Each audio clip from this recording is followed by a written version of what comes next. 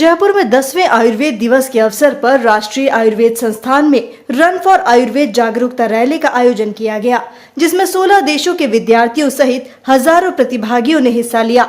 इस रैली का उद्देश्य आमजन को आयुर्वेद और स्वस्थ जीवन शैली से जोड़ना था। रैली के बाद आयोजित प्रेस वार्ता में कुलपति प्रोफेसर संजीव शर्मा ने बताया कि प्रधानमंत्री नरेंद्र मोदी की प्रेरणा से हर साल 23 सितंबर को आयुर्वेद दिवस मनाया जाएगा। उन्होंने कहा, जिस प्रकार योग ने पूरी दुनिया में अपनी पहचान बनाई है, उसी तरह आयुर्वेद भी विश्व भर में अपनी अलग पहचान बनाएगा। संस्थान में कैंसर, डेंटल, आई और अन्य अत्याधुनिक सुविधाओं से युक्त नया ओपीडी ब्लॉक शीघ्र शुरू होगा। साथ ही स्पेशली एबल्ड बच्चों के इलाज हेतु बाल संवर्धन केंद्र भी चलाया जा रहा है।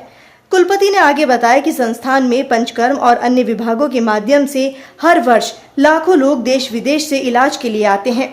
संस्था में नशा मुक्ति इकाई और ऑनलाइन रजिस्ट्रेशन जैसी नई सुविधाएं भी शुरू की गई हैं। इस वर्ष की थीम आयुर्वेद जन जन के लिए एवं पृथ्वी के कल्याण के लिए रखी गई है। संस्था ने वृक्ष आयुर्वेद विभाग की स्थापना कर पौधों और पर्यावरण के संरक्षण के लिए काम शुरू किया। प्रोफेसर सुनील यादव ने बताया कि इस अवसर पर आयोजित रैली राष्ट्रीय आयुर्वेद संस्था से हवा महल और बड़ी चौपड़ तक निकाली गई, जिसमें करीब 2000 से ज्यादा चिकित्सक, शिक्षक, विद्यार्थी और आम जन शामिल हुए।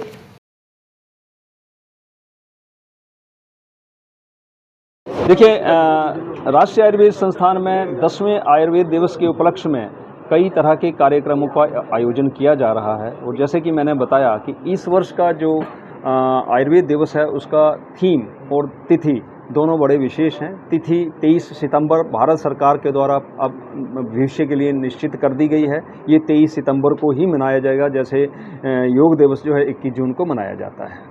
दूसरी बात है कि इस वर्ष का उद्देश्य, इस वर्ष का जो थीम है वो है Ayurveda for people and planet, यानी आयुर्वेद प्रत्येक व्यक्ति के लिए और इस धरती यानी इस ग्रह के लिए। सिर्फ धरती नहीं, उसमें जीव जंतु, जानवर, पेड़ पौधे, हमारा पर्यावरण, हमारी ज़मीन, हमारा जल, हमारी वायु, ये सब कुछ आ जाता है। तो आयुर्वेद की कल्पना हम समग्र स्वास्थ्य के लिए करते हैं, और समग्र स्वास्थ्य का मतलब है एक होलिस्टिक हेल्थ के लिए करते हैं। और उसके लिए सिर्फ व्यक्ति का स्वस्थ होना ही काफ़ी नहीं है, उसके लिए हमारा जो पर्यावरण है वो भी हमारा स्वस्थ होना चाहिए, क्योंकि हम सब लोग सब चीज़ें जो है मिलकर रहते हैं, चाहे पर्यावरण है, चाहे जीव जंतु हैं, पेड़ पौधे हैं, या आदमी हैं, या दूसरे जानवर हैं। इन सब का एक बैलेंस होना जरूरी है, इनका स्वस्थ रहना जरूरी है। उसी उद्देश्य से इस वर्ष का जो थीम है निर्धारित किया गया है, और ये जनमानस को संदेश देने का प्रयास किया जा रहा है कि हम अपने स्वास्थ्य के साथ साथ पर्यावरण के स्वास्थ्य का, इस पृथ्वी के स्वास्थ्य का भी ध्यान रखें। सर, इसी के साथ में एक सवाल और जोड़ लेते हैं, वही कि आयुर्वेद को कहीं ना कहीं भ्रामक विज्ञापनों का भी दौर चल पड़ा है। इसको लेकर के आपने भी शुरू में भी बात साझा की, किस तरीके से जो लोग हैं इस मामले में संबंधित शिकायत कर सकते हैं, क्या प्रोसेस है, कैसे पकड़े कि ये भ्रामक है? जी, देखिए, भ्रामक विज्ञापन बहुत सारे आते रहते हैं। ये आयुर्वेद के साथ एक विडंबना भी है और हमारा दुर्भाग्य भी है कि इस तरह के बड़े बड़े क्लेम लोग करते हैं, और उन क्लेम्स से बहुत सारे जो हमारे समाज के हमारा समाज है उसमें आ जाते हैं और आकर्षित होते हैं और ट्रीटमेंट लेते हैं। जब उनको लाभ नहीं मिलता है तो कई तरह की समस्याएं उत्पन्न होती हैं। इसके लिए आयुष मंत्रालय भारत सरकार के द्वारा एक सख्त मैकेनिज्म है, फार्माको विजिलेंस के माध्यम से, वो आयुष मंत्रालय द्वारा संचालित है। उसके पूरे देश में अलग अलग जगह सेंटर हैं। मेन सेंटर जो है इसका all India institute of Ayurveda Delhi में है, और इंटरमीडिएरी सेंटर हमारे यहाँ। इसके साथ साथ फिर पेरिफेरल सेंटर्स भी होते हैं।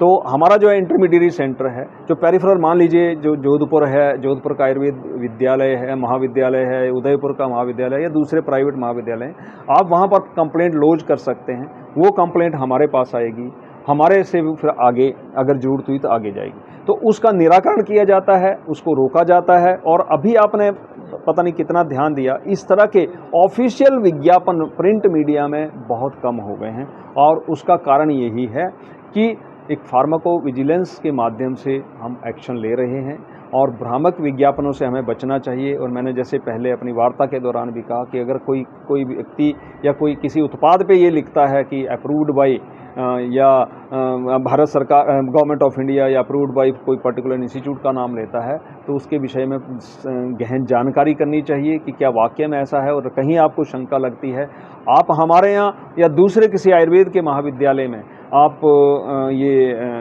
कंप्लेंट लॉन्च कर सकते हैं उसके अगेंस्ट, और हमारे पास बहुत सारी कंप्लेंट्स जो हैं वो आती रहती हैं और उसका उचित निराकरण होता है। पूरा सेल है हमारे पास, फार्माको विजिलेंस सेंटर है। मैं आपसे निवेदन कर अभी एग्जैक्ट स्टैटिस्टिक्स मेरे पास तो नहीं है, लेकिन मुझे लगता है जो फार्माको, मैं एक सूचना मंगवाई लें सुदीप से, मैं जो इसके उनको यही बुला लें। बड़ा ब्रीफ में बता दीजिए कि पिछले वैसे तो भवन बदले, व्यक्ति बदले, मशीनें बदली, नया बड़ा कुछ हुआ, लेकिन वो बदलाव तो चले समसामयिक है, लेकिन आयुर्वेद के प्रति लोगों का विश्वास और आयुर्वेद के प्रति लोगों की दृष्टि वो पूर्णतः बदल गई है। ये आप लोग भी इससे सहमत होंगे कि आयुर्वेद को अब लोग अलग दृष्टि से देखते हैं, एक सम्मानजनक दृष्टि से देखते हैं, और आयुर्वेद में एक वो क्या कहते हैं, वो एक अल्टरनेटिव देखते हैं कि भाई ये भी एक चिकित्सा है, ये सिर्फ जब वो दूसरी चिकित्सा फेल हो जाए उसके बाद की नहीं है, उससे पहले भी है।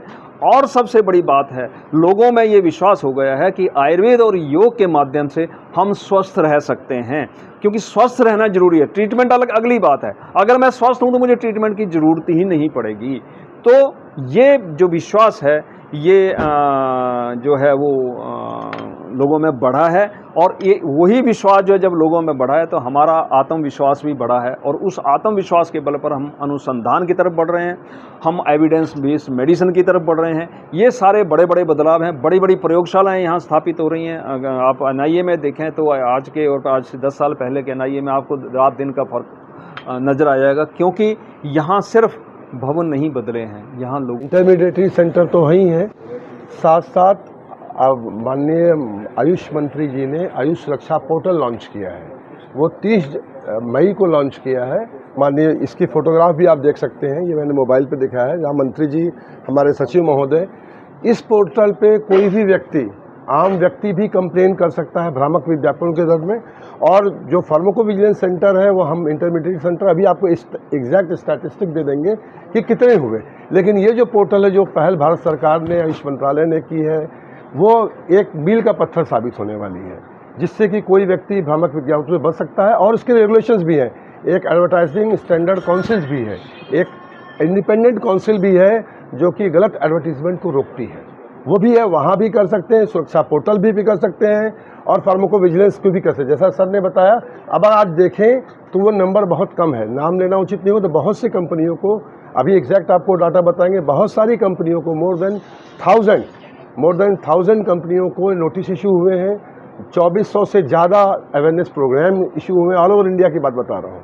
तो भारत सरकार ने मंत्रालय की तरफ से आयुष पद्धति में जितने भी चिकित्सा पद्धतियां हैं सभी के लिए एक औषध सुरक्षा के मद्देनज़र आयुष सुरक्षा पोर्टल चलाया जाता है। आयुष फार्माको विजिलेंस एक स्कीम है भारत सरकार की जो चलाया जाता है, जो स्पेसिफिकली हमारे आयुष में जितने भी औषध यूज होता है उनके कोई दुष्प्रभाव आया तो उसको हैंडल करने के लिए, साथ में जो ऑब्जेक्शनेबल एडवर्टाइजमेंट है, जो भारत सरकार की एक नियम भी है कि आप उसको एडवर्टाइजमेंट क्या नहीं कर सकते, क्या कर सकते।